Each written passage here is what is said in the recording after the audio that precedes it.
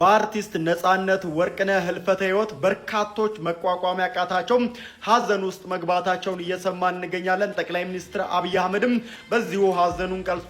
አርቲስት ነጻነት ወርቅነህ በድንገት በማረፉ ሀዘን መሰማታቸውን ጠቅላይ ሚኒስትሩ ገልጿል።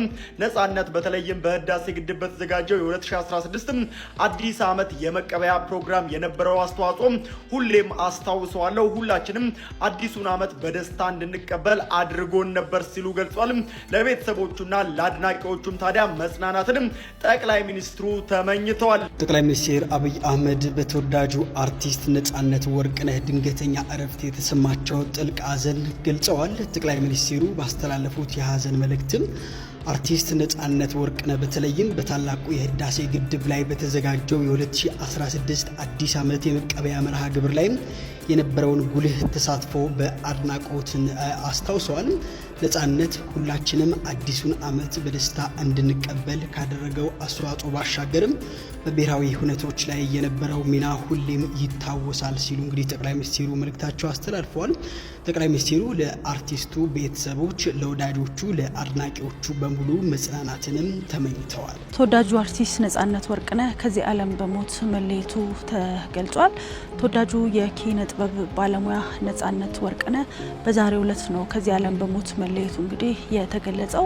በፊልም ቲያትር ተዋናይነትና በቴሌቪዥን ፕሮግራም አቅራቢነትና እንዲሁም በሌሎች የጥበብ ስራዎች ውስጥ ስመጥርና ተወዳጅ ከሆኑ የጥበብ ሰዎች ውስጥ አንዱ የሆነው ነጻነት ወርቅነህ በደረሰበት ህመም በድንገተኛ ህይወቱ ማለፉ ነው የተገለጸው።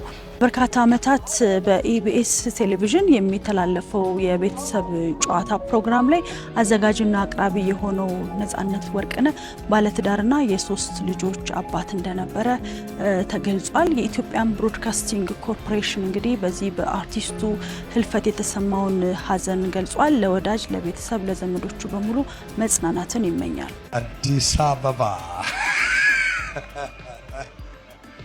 አዲስ አበባ ስንት ቁጥር ደረሰ? ሶስት የአዲስ አበባ ሰው በቃሉ ነው የሚያዘው፣ ወረቀት አያሳይም። አዲስ አበባ 3 ቁጥር ነው ያለው። 3 ቁጥር ማን ልበል ስሞትን? እመቤት አዳነች ማ አቤቤ። የስራ ድርሻዎት ምንድን ነው? ጽዳት፣ ውበት፣ ግንባታ። ጽዳት፣ ውበት፣ ግንባታ። እሺ እንኳን አደረሳችሁ ማለት የሚፈልጉት አካል ካለ? መላው ኢትዮጵያውያን እንኳን ለ2016 ዓመተ ምህረት በሰላም አደረሰን። እንኳን ደስ ያለን። እንደ አባይ ጎዶላችን ሁሉ ይሞላል። እንበርታላለሁ። በጣም ጥሩ። አንድ ደቂቃ ነው የሚመልሱት። እኔና እርሱ አዲስ አበባ ስለምንኖር በፈለጉት ደቂቃ ይመልሱ። ሰዓቱን በለውጡ ዘመን ከተቀለዱት ቀልዶች ለእርሶ በጣም ያሳቆትን ይተርኩልን ይላል። ጥያቄ ነው።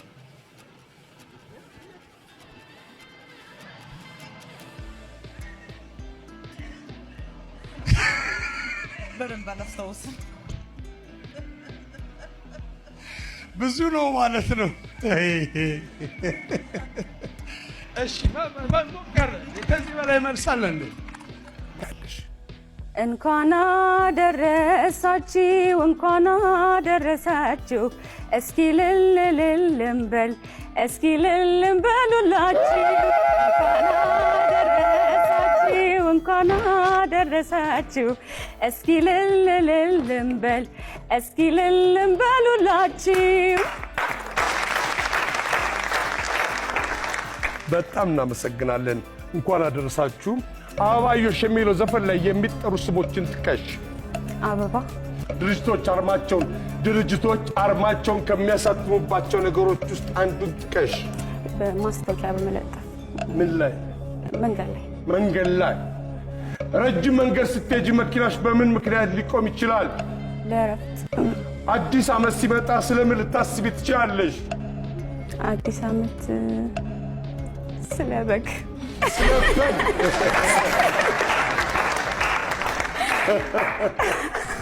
በግ ታድሎ ሰው ስለ በግ ያስባል። አበባዮሽ የሚለው ዘፈን ላይ የሚጠሩ ስሞችን ጥቀሽ። አበባ አበባ አበባ አበባየሽ ወይ ድርጅቶች አርማቸውን ከሚያሳትሙባቸው ነገሮች ውስጥ አንዱን ጥቀሱ። መንገድ ላይ መለጠፍ፣ ባነር። ረጅም መንገድ ስትሄዱ መኪናችሁ በምን ምክንያት ሊቆም ይችላል? ለማረፍ፣ ምግብ ለመመገብ። ብራቮ። አዲስ ዓመት ሲመጣ ስለምን ልታስቡ ትችላላችሁ? ስለ በግ ስለ በግ።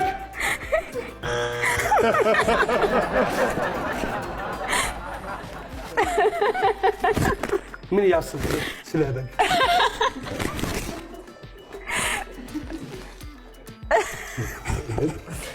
ምን በልቶ ይሆን? ስንገብቶ ይሆን?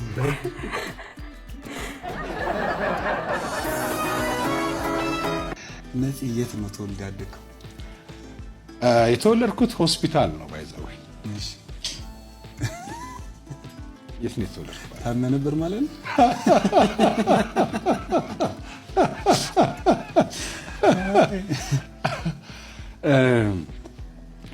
ግርማን ታውቀዋለህ? ኤፍቢአይ ላይ አብሮን የሰራው ጥርሱ ፍንጭቱ። አሁን ፍንጭት ነው። ሰው ወላቃ ነው ይላል። 3 ጥርስ ነው የወለቀው። ያን ያክል እንትን አይደለም፣ ብዙ አይደለም። እና እኔ እኮ በረት ውስጥ ነው የተወለድኩት፣ ከብቶች ነበሩን። እኔ እኮ በረት ውስጥ ነው የተወለድኩት፣ ከብቶች ነበሩን እያለ ያወራል። እዛና ከገጠር የመጣ ልጅ አለ፣ ጫማ የሚጠርግ በር ላይ፣ እዛ ጁስ ቤት በር ላይ ቁጭ ብሎ የሚጠርግ። አይ ግርማ እድለኛ ነህ፣ ከቤት አጠገብ ነው የተወለድኩት። ስንቱ ማሳ ውስጥ ተወልዷል። ለየት ብርቅ አይደለም ብሎ ነው።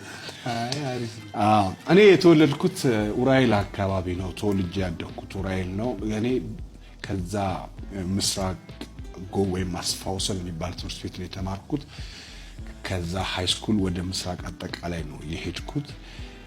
ከዛ ወደ 4 ኪሎ እና ፒያሳ ኖር ያለው እንደ ሰፈር ኖር ያለው ብለን ስራ ይሆን ማለት እና ብዙ ሰዎች ሰፈሬ ፒያሳ ነው ይላሉ። ትክክል ናቸው። بس انا ቀን ከሰዓት በኋላ ተኛ ነበር። ቀን ነው የሚነግረው። እሷ ማታ ነው የምትነግረኝ። አስተውሰ ነው የምትተኛው? ማታ ነው የምትነግረኝ። እና ቀን ላይ የምተኛበት የሚያስቀው ነገር እኮ ቤት ውስጥ አይደለም፣ ውጪ የስልክ እንጨት ጋር ቁጭ ብዬ ሊሆን ይችላል፣ ወይ በር ላይ ቁጭ ብዬ ሊሆን ይችላል። ተኛለሁ። ተረቱ ትዝ ይላል። የስንዝሮ ታሪክ አለ አይደል? ትዝ የሚል የምትሞክረው በቃ እሱን እየተመሰጥኩ ይሆናል። ወይ ደግሞ ካራክተሮች የሚነገረኝ ካራክተሮች መምሰል፣ እዛ ቦታ ላይ መሞከር። ስንዝሮ ሲሆኑ እነዛ ቂላቂል ወንድሞቹ ሲሆኑ ደግሞ ቂላቂል ለመሞከር፣ ከዛ እናትዬ ደግሞ እሱ ስትወደው እንደሚወደድ ልጅ መሆን ምናምን፣ እንደዛ እነሱ ነገሮች አድርግ ነበር። ከዛ በኋላ ወደ 9ኛ ክፍል ሲሄድ 9ኛ ክፍል ሲሆን 4 ኪሎ አካባቢ ዩኒቲ የቲያትር ቡድን የሚል ተለጥፎ አየው እና ከዛ በኋላ ነው ወደ ትልቁ የቲያትር የመጣሁት ማለት ነው። እነዚህ እንደ ጥያቄ ግን የልጅ እያለ የሰፈር ጓደኞች ምናምን ምን አይነት ካራክተር ነበራቸው? ብዙ ጊዜ ጓደኛ የሚሆነው የተለያየ አይነት ሰው ነው ልጅ እያለ ማለት ነው።